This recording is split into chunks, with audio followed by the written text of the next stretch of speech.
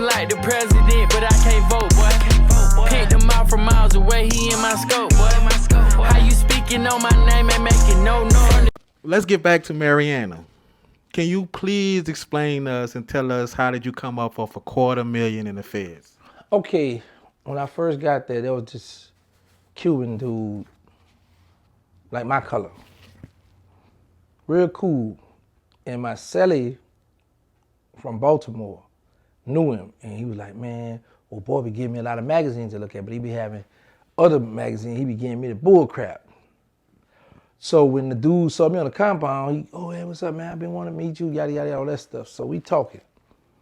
It was a fight in a chow hall. I want to say with the Native American and some whites. Somebody got hit with a lock and a sock in the chow hall. So they locked down all the head gang members.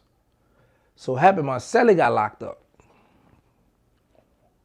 I had just got there, so I had the dude, the Cuban guy I'm talking about, his magazine was in my cell. I said, here go your property. I brought him his stuff back because my celly going to the hole.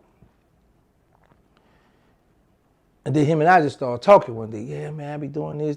I get all kind of books, magazine, whatever you want. Da, da, da, da. Yeah. So he had called me to the cell and he had some food. And asked me did I want it. I was like, nah, I'm good. Because the dudes be stealing the food out the kitchen and he used to buy a lot of stuff. So it's this dude that live in Georgia had hit me up. He was like, man, I've been trying to contact you, trying to find out where you at. I got a play for you to help you get out of jail. I need $12,000, da da da da. So I was like, oh boy, you better work me like that. So I want to see what type of time this dude was on. So I bring him to the computer and said, look, check this out, read it. He just started laughing. He's like, huh. And we walk off to go to chow. Soon as we get to chow, he out, man, do you think that stuff really work? I said, oh, I got him. So my homeboy 17 wall, get moved out in my dorm, kind of aggressive. So we got the steak. I finesse him. He was like, and I press him. So I said, man, you want to get out of jail? I told the dude, yeah. Me and him got together, and we started putting the plan together. Like, I was like, look, bro, it's gonna cost $20,000. Oh, that's no problem. He'll send it.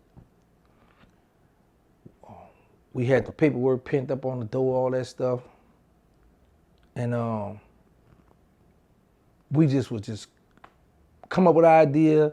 And I said, bro, it's 3 people that's telling on you to stop you from going home. Somebody you must have pillow talk to. And then I come up they had this dude in the gym.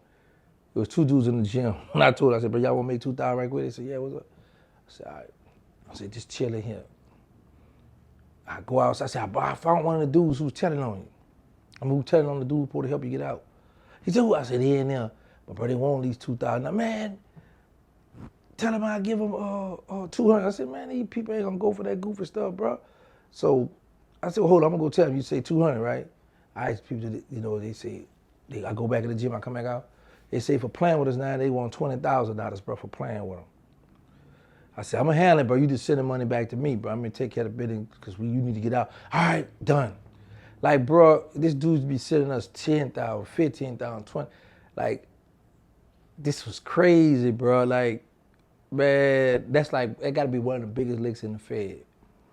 Could be, somebody might got one bigger, but we would keep on coming up with ideas as to why, we would give him a release date. Tell him, you're gonna be getting out this time here. You get your gun rights back. You're gonna get all, we used to give him all kind of stuff where he gonna get, and he would fall for it. Man, say, bro, I know that dude might be looking at this stuff now and be like, boy, I'm gonna get him. I'll catch him, I'm gonna get him, bro. What put a stop to it? What was the... So this what happened. My celly and my homie got into it. Mm-hmm. Like, you know how people be clowning around playing? They get into it. I stopped them. So my homeboy get ready to go home. So he take all this money off his books and send it home. He go to the computer, and there was this white guy waiting in line for the computer. And my homie jumped on the dude. I was next. He said, man, I was next. They fussed about who was next. So my homie like, man, eat a penis. The dude said, you put it in your mouth. And my homie batted him, backhand. So the dude say, Told him later on, either you check yourself in or I'm going to tell the people you assaulted me. So my homie like, man, I ain't checking myself because this money too good right now. I ain't doing that. So the dude went and told him, got him locked up. Mind you, them two, my celly and my homeboy, used to be beefing with one another about this, you know, cause you know how you be playing in jail, you go to clowning too much, and then you just get into it like you about to fight. So I stopped them. And my homie felt like, no, what it was, my homie was bragging about something.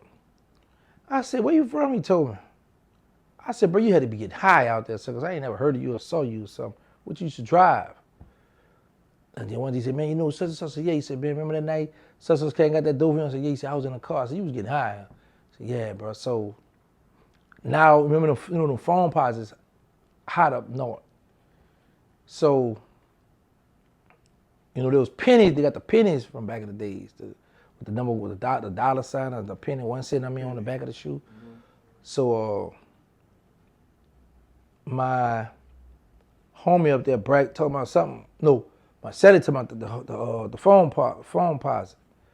And my celly, man, it was pennies, but he was one. And my celly, like, boy, you was a junkie back then. You was a dope fiend. Everybody laughing at him and stuff. So he said, I'm gonna play the Games of the Thrones with him. Went to the whole, hey, I need to speak to SIS. He said, me and such concoct a plan and we ran a scam on such got the money. He still got the money on his books. So Marcelo had about 50, 60,000 somewhere there on his books at the time. So the people started investigating, and that's how I got caught up in the jam. But they couldn't do nothing about it because the dude's sister used to send money to us in different names, fake names. So they could never, like if a person send you money from their family member, the zip code, all that stuff, they could lock you up, put you in investigation, freeze your money. But they couldn't freeze our money because she was smart enough to do different green dot calls, different names and stuff. So what were some of the things you did with that money, if you can remember? Paid some bills, helped people out, put a lot in my bank account. So I just was penitentiary rich and helping people out. It's the story that you said, I think you said you put your daughter through college with that. Was that the money you used? No, I got money from Baby them. Well, I mean, because I had money from Baby them and that. I sent $11,000 home to one of my daughters, and I sent $5,000-$6,000. But I was getting money from Baby them too, though. No, bitch ain't bigger than the program. Bitch ain't bigger than the program. Bitch ain't bigger than the program.